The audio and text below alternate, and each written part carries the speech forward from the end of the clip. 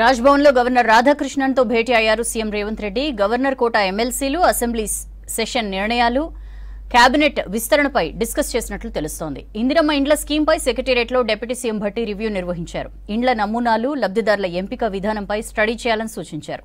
నల్గొండలో పర్మిషన్ లేకుండా సర్కారు జాగాలో నిర్మించిన బీఆర్ఎస్ ఆఫీసును కూల్చేయాలని ఆఫీసర్లను ఆదేశించారు మంత్రి కోమటిరెడ్డి వెంకటరెడ్డి.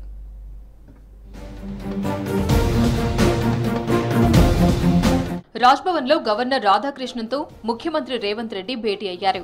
2 గంటల పాటు ఇద్దరి మధ్య చర్చలు జరిగాయి. గవర్నర్ కోట ఎమ్మెల్సీ, అసెంబ్లీ సమావేశాల్లో తీసుకోబోయే నిర్ణయాలు, కేబినెట్ విస్తరణ, విభజన అంశాలపై చర్చించారు.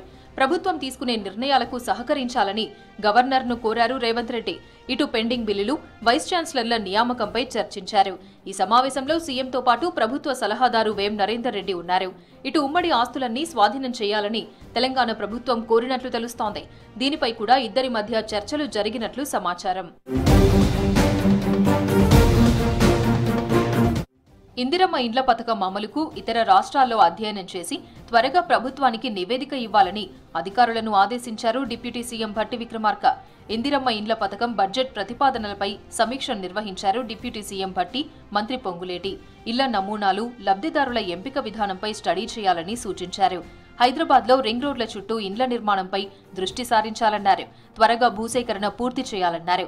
5 ఏళ్లలో 2.50 లక్షల ఇళ్లు నిర్మించాలని లక్ష్యంగా పెట్టుకున్నామన్నారు మంత్రి పొంగులేటి. మొదటి దశలో నియోజకవర్గానికి 3500 ఇళ్లు నిర్మించేందుకు నిధులు కేటాయించాలని డిప్యూటీ సీఎం భట్టిని కోరారు మంత్రి. ఎలాంటి పర్మిషన్ లేకుండా ప్రభుత్వ స్థలంలో నిర్మించిన బీఆర్ఎస్ ఆఫీసును కూల్చివేయాలని అధికారుల్ని ఆదేశించారు మంత్రి కోమటిరెడ్డి వెంకటరెడ్డి. పేదలు ఇండ్లు కట్టుకుంటే అధికారులు ఊరుకోరని, బీఆర్ఎస్ ఆఫీసు విషయంలో ఎందుకు తాత్సారం చేస్తున్నారని ప్రశ్నించారు. 2 కోట్ల విలువ చేసే స్థలాన్ని కబ్జా చేసి ఆఫీస్ నిర్మించారని చెప్పారు. నల్గొండ డీసీసీబీ చైర్మన్ కుంభం శ్రీనివాస్ రెడ్డి ప్రమాణ స్వీకారంలో మంత్రి పాల్గొన్నారు. అక్కడ గవర్నమెంట్ హాస్పిటల్లో 100 కోట్ల ప్రభుత్వ భూమిలో పార్టీ ఆఫీసు మున్సిపల్ పర్మిషన్ లేకుండా కట్టించుకుంటే అసలు రూల్స్ ప్రకారం మా మున్సిపల్ కమిషనర్ గారు ఎప్పుడో ఊలగొట్టాలి. నేను చెప్తే ఆయన ఊలగొడుతున్నాయి. ఆఫీస్ పర్మిషన్ ఉండదా? అదే పేదోడు ఇల్లు కట్టుకుంటే పర్మిషన్ లేకుండా కూలగొడుతా ఉంచుతావా? మరి ఇది ఎందుకు కూలగొడతలేవు? ఇమీడియట్ యాక్షన్ తీసుకోండి కలెక్టర్ గారు. As per rules we have to go. Komaram Bheem Asifabad జిల్లా ఆసిఫాబాద్ నియోజకవర్గంలో పర్యటించారు మంత్రి సీతక్క. రెబ్బెన మండలం నవేగాంలో బస్తీ దవాఖానా, కస్తూర్బా గాంధీ పాఠశాల భవనాలను ప్రారంభించారు. తర్వాత ఆసిఫాబాద్ జిల్లా కేంద్రంలోని గోడవెల్లి Mahatma Jyotiba Phule school, diet కాలేజ్లను launch చేశారు. ప్రస్తుత విద్యా సంవత్సరంలో డైట్ కళాశాలలో చేరే విద్యార్థులకు ఎలాంటి ఇబ్బందులు లేకుండా చర్యలు తీసుకుంటామన్నారు మంత్రి సీతక్క. దాదాపుగా 4 చోట్ల హెల్త్ సెంటర్స్, అదే విధంగా కస్తూరిబా జూనియర్ కాలేజీని ప్రారంభించడం జరిగింది. ఇక్కడ ఆసిఫాబాద్ కేంద్రంగా మనకు సొంత భవనాలు లేకపోవడంతో చాలా వరకు అద్దె భవనాలలో క్లాసెస్ కానీ, కాలేజీలు కానీ, స్కూల్స్ కానీ నడుస్తున్నాయి.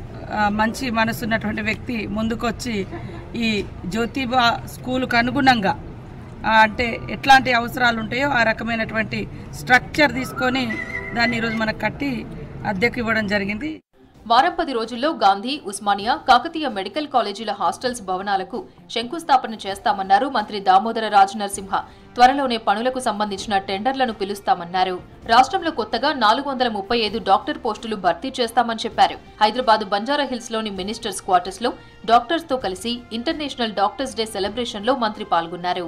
మీ డిఎంఈకు సుమారు 406 కోట్ల రూపాయలు 1 ఇయర్ బీఆర్ఓని రిలీజ్ చేసింది. త్వరలోనే మీ అందరి సహకారంతో త్వరలోనే మనము ఒక వారం 10 రోజుల లోపల ఉస్మానియా, గాంధీ, కాకతీయాలకు మనం శంకుస్థాపన చేసుకున్నాం. With in span of 6 months we have come out with a notification for recruitment of 435 civil surgeons. ఆ శాఖ సెక్రటరీ హరిచందన్ ఆదేశించారు మంత్రి కోమటిరెడ్డి వెంకటరెడ్డి. వారంలో ఆడిట్ పూర్తి చేసి ప్రభుత్వానికి నివేదిక ఇవ్వాలని సూచించారు.